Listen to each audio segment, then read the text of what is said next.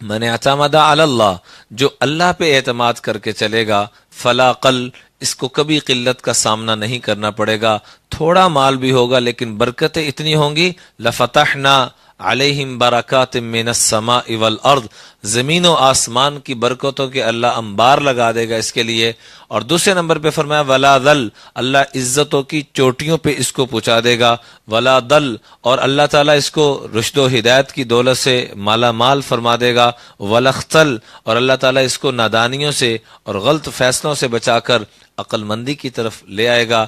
اسی کو اللہ قرآن میں یوں کہتے ہیں الیس اللہ بکافٍ عبدا، اے میرے بندے کیا میں تیرے لیے کافی نہیں ہوں؟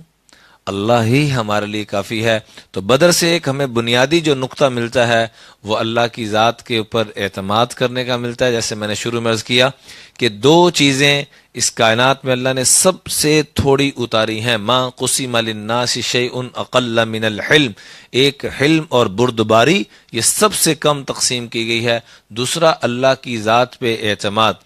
تو اللہ کی ذات پہ اعتماد کے بارے میں تو کچھ عرض کر دیا، اب رہا اخلاقیات کا معاملہ اور بردباری کا اور معاف کرنے کا معاملہ، محبتیں شفقتیں بانٹنے کا واقعہ، اور لوگوں کو اپنے عمل کے ذریعے سے دین کی طرف لانے کا معاملہ، تو وہ بھی غزوہ بدر سے ہمیں بڑا اعلیٰ درجے میں ملتا ہے، چونکہ اس میں 70 کے قریب لوگ مارے گئے اور 70 قیدی پکڑے گئے، تو سیدنا عباس رضی اللہ تعالیٰ عنہ بھی ان قیدیوں میں ان کا شمار ہوتا ہے، وہ بھی پکڑے گئے۔ آقا علیہ الصلوۃ والسلام رات کو بے چینی کے ساتھ ٹہل رہے تھے، تو جو پہرے پہ احباب موجود تھے انہوں نے پریشانی کی وجہ دریافت کی، تو آقا علیہ الصلوۃ والسلام نے فرمایا کہ میرے چچا جان کے ہاتھ بدے ہوئے ہیں، میری دل کی کیفیت عجیب سی ہو رہی ہے۔ تو کہا یا رسول اللہ ان کو ڈھیلا کر دیں یا کھول دیں؟ تو فرمایا ان کو کھول دیا جائے۔ جب کھول کے آئے تو کہا یا رسول اللہ اب ٹھیک ہے؟ فرمایا نہیں، اب بھی دل بے چین ہے کہ میرے چچا کو تو سہولت مل گئی، بقیہ قیدیوں کو نہ ملی، بقیہ قیدیوں کے بھی ہاتھوں کو کھول دیا جائے، سہولت دے دی جائے، جب اپنے کو دی ہے تو پرایوں کو بھی دی جائے۔ تو سب کے ساتھ یہ حسن معاشرت اور اخلاق کا معاملہ، یہی وہ اخلاق ہیں کہ جن کی برکت سے غیر اپنے بنتے چلے گئے۔ آج ہم نے ان اخلاقوں کو چھوڑا، ہمارے اپنے بھی پرائے ہوتے چلے گئے، جس کو امام اعظم ابو حنیفہ رحمۃ اللہ علیہ اپنے شاگرد رشید امام ابو یوسف رحمۃ اللہ علیہ کو جب فارغ کر رہے تھے، رخصت کر رہے تھے، تو جاتے ہوئے کچھ نصائح فرمائیں۔ اس میں سے ایک نصیحت یہ بھی تھی، کافی ساری نصیحتیں تھیں لیکن اس میں سے ایک نصیحت آج کے موضوع کے متعلقہ تھی۔ فرمایا وَاعْلَمْ أَنَّكَ مَتَىٰ أَحْسَنْتَ مُعَاشَرَةَ قَوْمٍ، جب تم لوگوں کے ساتھ اچھے طریقے سے پیش آؤ گے، جھوٹ نہیں بولو گے، وعدے کی وفا کرو گے، اخلاقیات خالی یہ نہیں کہ مسکرا کے ملنا، بلکہ میرے آپ کے معاملات ایسے ہوں کہ لوگ متوجہ ہوں دین کی طرف۔ تو کیا فرمایا وَاعْلَمْ أَنَّكَ مَتَىٰ أَحْسَنْتَ مُعَاشَرَةَ قَوْمٍ، جب تم کسی بھی جگہ پر ہو جہاں پر لَيْسُوا لَكَ بِأَقْرَبَا، کوئی بھی تمہارا رشتہ دار نہیں، اقربا میں سے کوئی نہیں ہے وہاں پر، لیکن آپ کے اخلاق اور معاملات اچھے ہیں، تو اس کی برکت سے پتہ کیا ہوگا، صاروا لک آباء و امہات، یہ باوجود اس کے کہ غیر ہیں پھر بھی یہ آپ کے اپنے بن جائیں گے، اور اس درجے کے اپنے بن جائیں گے جیسے سگے ماں باپ ہوتے ہیں۔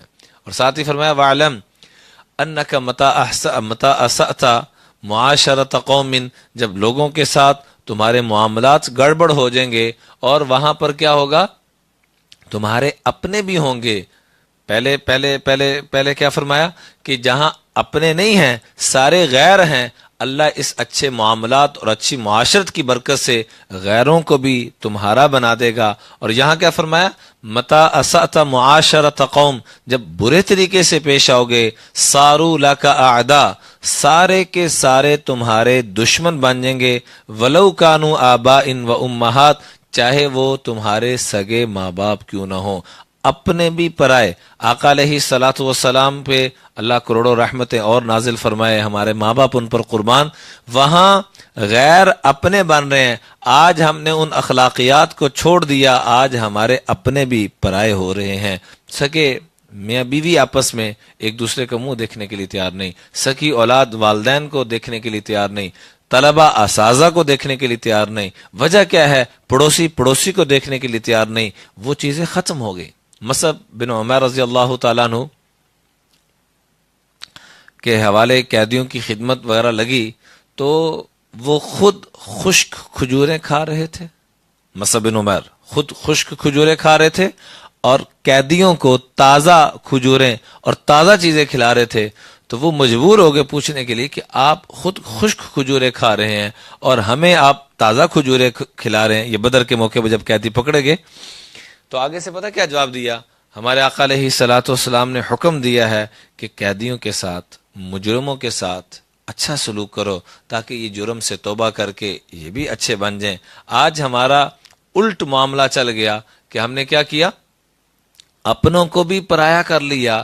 پرائے تو پرائے تھے ہی، اپنوں کو بھی پرایا کر لیا. کس بنیاد پر؟ کہ آج اخلاق ہمارے گڑبڑ ہوتے جا رہے ہیں اور معاملہ خراب ہوتا جا رہا ہے. اس لیے درخواست ہے کہ وہاں پر کیا کیا انہوں نے کہ خود خشک کھجورے کھا رہے ہیں اور دوسروں کو تازہ کھجورے کھلا رہے ہیں. اس کی برکت سے اللہ جل جلالہ نے ان غیروں کو بھی اپنا ایسا بنا دیا کہ پوری کائنات کے لیے امام اور مقتدیٰ بن گئے. حضرت حذیفہ بن یمان رضی اللہ تعالیٰ کا واقعہ بھی میں عرض کرتا ہوں، لیکن اس سے پہلے یہ جو قیدیوں کے ساتھ اچھا سلوک کرنے کا حکم، آج اس کے اوپر ایک اور واقعہ عرض کرنا چاہوں گا.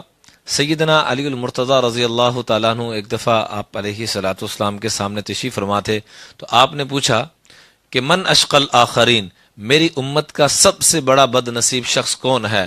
تو صحابہ نے کہا اللہ و رسول اعلم، اللہ اور اس کے رسول خوب جانتے ہیں.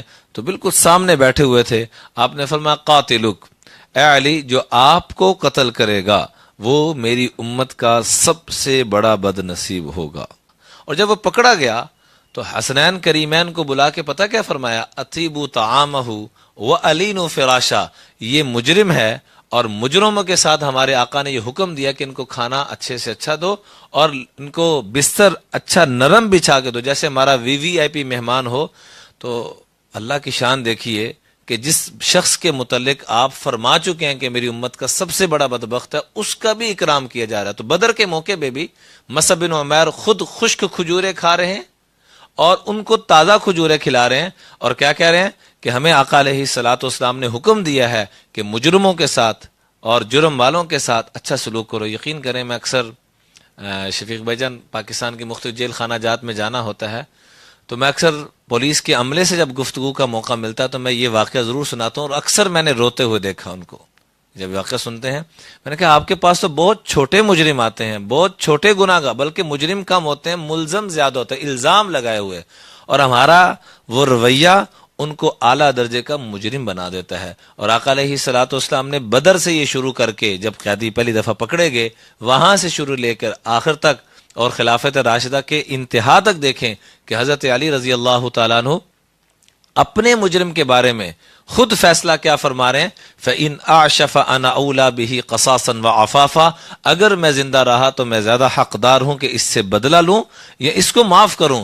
فَإِنْ مُتُّ، اور بچوں اگر میں مر گیا تو میری دلی تمنا یہ کہ اس کو معاف کر دینا. هُوَ أَقْرَبُ لِلتَّقْوَى، یہ تقوی کے زیادہ قریب ہے. تو یہ اخلاقیات آج جو مسلمان ذلت اور پریشانیوں کے اندر جو مبتلا ہے اس کی ایک بنیادی وجہ یہ ہے کہ ہم نے آقا علیہ الصلوۃ والسلام کے وہ اخلاقیات کو چھوڑ دیا.